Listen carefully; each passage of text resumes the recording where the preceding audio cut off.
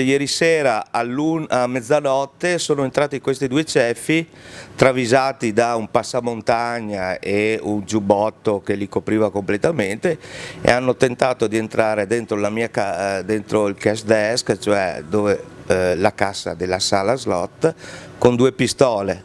Mi sono accorto che erano due pistole di plastica e quindi ho cercato in tutti i modi di cacciarli fuori. Erano due persone molto anche grandi, erano due persone africane, nere di colore, molto enormi, e ho tentato in tutti i modi di cacciarli fuori.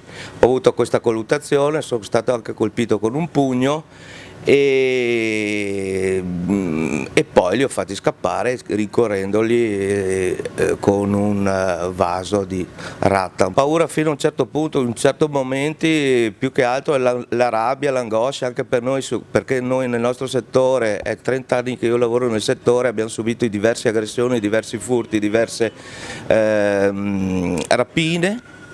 E quindi prima o dopo me l'aspettavo una cosa del genere. Sono anche contento che sia successo a me, non sia capitato a delle ragazze che lavorano qui e che quindi avrebbero potuto subire dei traumi o delle paure. E quindi diciamo una rabbia, una cattiveria contro queste persone, che poi mi ero accorto che erano anche dei balordi, insomma, che avevano.